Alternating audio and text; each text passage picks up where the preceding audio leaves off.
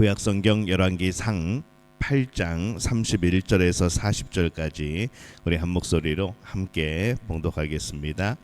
만일 어떤 사람이 그 이웃에게 범죄함으로 맹세시킴을 받고 그가 와서 이 성전에 있는 주의 제단 앞에서 맹세하거든 주는 하늘에서 들으시고 행하시되 주의 종들을 심판하사 악한 자의 죄를 정하여 그 행위대로 그 머리에 돌리시고 의로운 자를 의롭다 하사 그의 의로운 바대로 갚으시옵소서.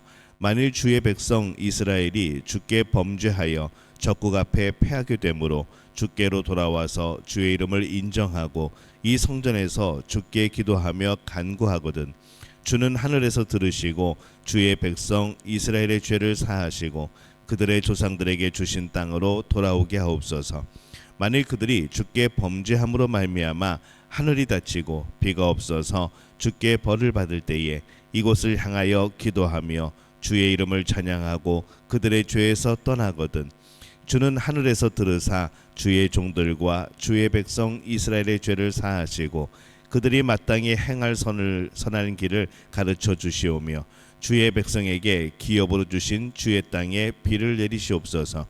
만일 이 땅에 기근이나 전염병이 있거나 곡식이 시들거나 깐부기가 나거나 메뚜기나 황충이 나거나 적국이 와서 성읍을 에워싸거나 무슨 재앙이나 무슨 질병이 있든지 막론하고 한 사람이나 혹 주의 온 백성 이스라엘이 다 각각 자기의 마음에 재앙을 깨닫고 이 성전을 향하여 손을 펴고 무슨 기도나 무슨 간구를 하거든 주는 계신 곳 하늘에서 들으시고 사하시며 각 사람의 마음을 아시오니 그들의 모든 행위대로 행하사 갚으시옵소서. 주만 홀로 사람의 마음을 다 아심이니이다. 그리하시면 그들이 주께서 우리 조상들에게 주신 땅에서 사는 동안에 항상 주를 경외하리이다. 아멘.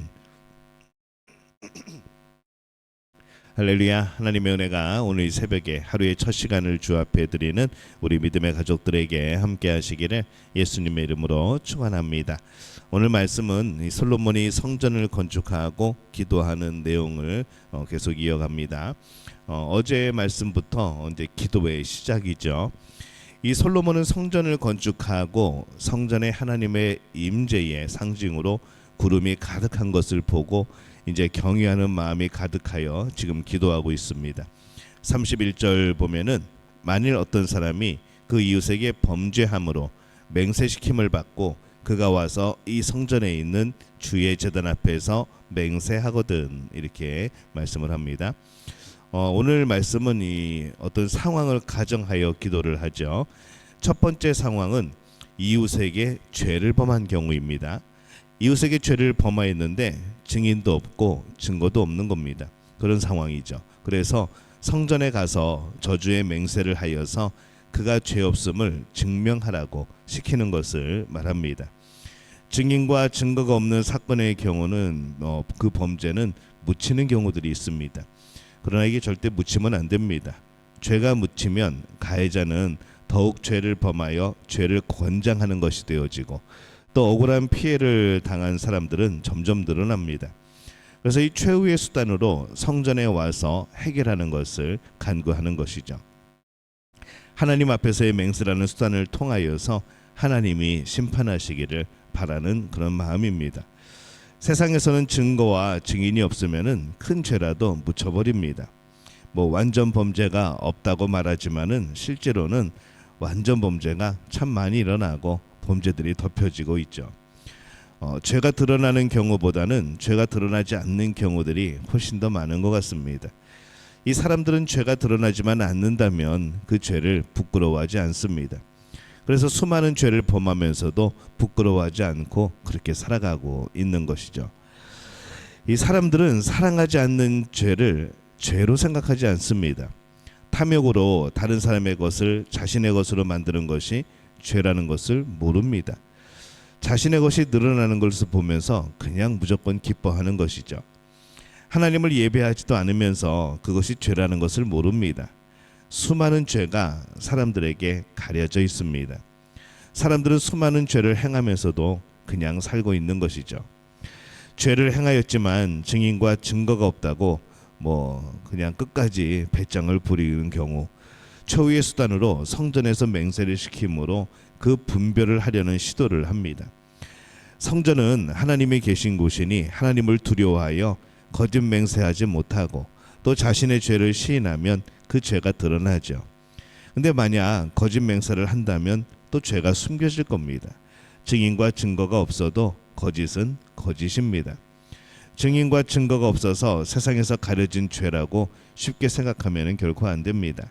하나님의 심판이 있을 때 사람들은 하나님을 더욱더 경외하게 되고 거짓 맹세하지 않게 되어지는 거죠.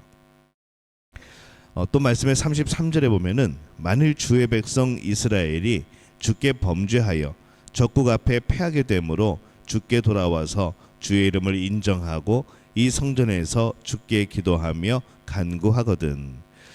이 하나님을 믿는 사람들에게 왜 그런 일이 일어나는가? 대부분 이 범죄인 경우들이 많습니다.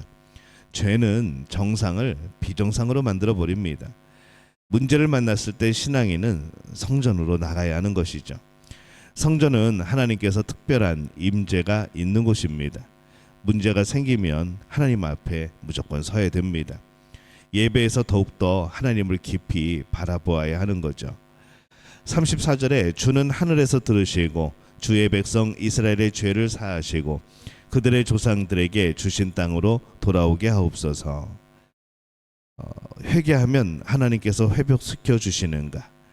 사실은 회복시키시든 그렇지 않든 신앙인은 일단 죄를 지으면 회개해야 됩니다.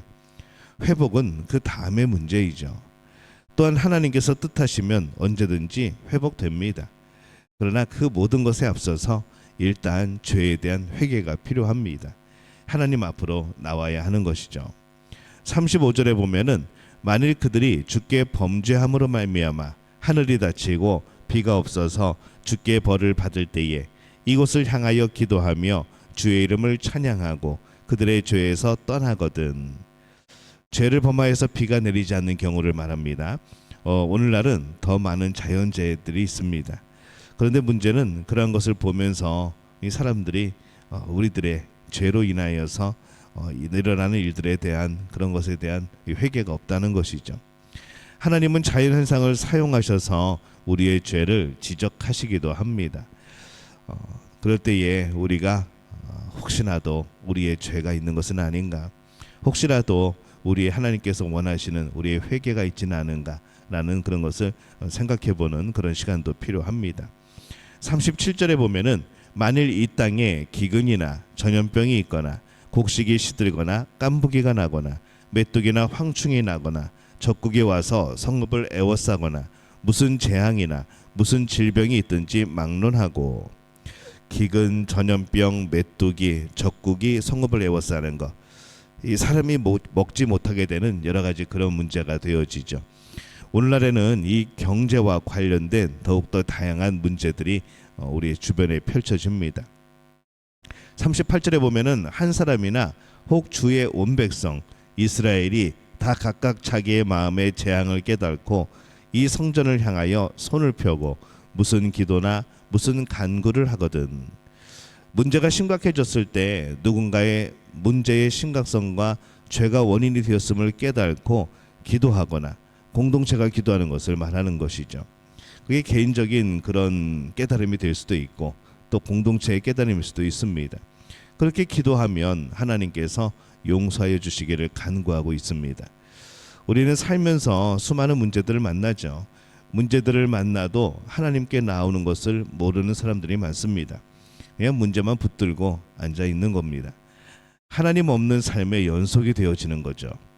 솔로몬이 그런 사람이 성전에 나와 기도할 때 응답하여 주시기를 간구하고 있습니다. 그가 자기 혼자 붙들고 끙끙 앓고 있다가 하나님 앞에 나와서 그 모든 것을 고하고 또 죄를 회개할 때에 하나님 응답하여 주옵소서라고 기도하는 겁니다. 실제로 하나님은 문제를 만나서 성전에 나와 기도하는 사람들을 부르시고 용서하시고 또 그에게 많은 길들을 열어주십니다. 어떤 문제들이 있습니까? 우리는 오늘날 교회 성전에 가지고 나와서 기도해야 됩니다.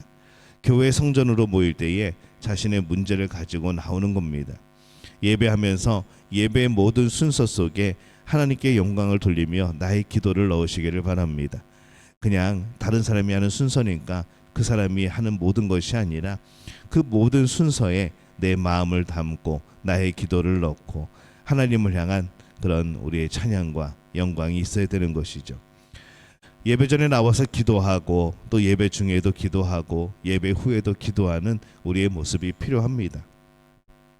문제가 생긴다면 일단 더 예배에 집중하셔야 됩니다. 예배로 모일 때에 우리의 마음이 또 우리의 모임이 성전이 되어집니다. 성전에서 기도하듯이 예배 시간 속에서 기도해야 하는 것이죠. 간절히 기도하는 마음으로 찬양하고 말씀을 듣고 또 문제가 많은 세상에서 그냥 문제에 묻혀서 사는 것이 아니라 하나님 앞에서 하나님께 아뢰고 문제를 해결하시는 놀라운 능력을 두 눈으로 우리가 보는 우리가 그런 신앙생활을 해야 됩니다. 그래서 문제는 하나님을 경외하는 길이 될 겁니다. 이 경외라는 말은 야레라는 히브리어를 씁니다. 두려워하다라는 일반적인 단어이죠. 근데 이 경외라고 하는 것은 이제 의역, 뜻을 이제 해석한 겁니다. 이 사람들은 문제를 두려워합니다. 그러나 신앙인은 하나님을 두려워해야 됩니다. 그래서 경외한다는 말을 쓰는 겁니다. 그러기 위해서는 문제를 해결하시는 하나님을 경험해야 하죠. 그래야 문제보다 하나님을 더 두려워할 줄 알게 됩니다. 문제가 무서워 우는 사람이 아니라 하나님의 은혜가 놀라워서 감사의 눈물을 흘리는 그런 사람이 되어야 하는 것이죠. 그 사람이 하나님을 경외하는 사람인 겁니다. 모든 문제에서 우리는 하나님을 경외하는 것을 배웠으면 좋겠습니다. 하나님을 두려워하지 않으면 하나님 없는 삶입니다. 오늘 우리는 하나님을 경외합니까? 오늘 우리는 하나님을 두려워합니까? 오늘 우리가 하나님을 다시 한번 바라보며 문제보다 우리를 두렵게 하는 여러 가지 환난이나 문제보다 더 두려워하고 또 경외해야 되는 하나님을 바라보는 그런 믿음의 승리를 얻는 우리 모두가 되어지시기를 예수님의 이름으로 축원합니다.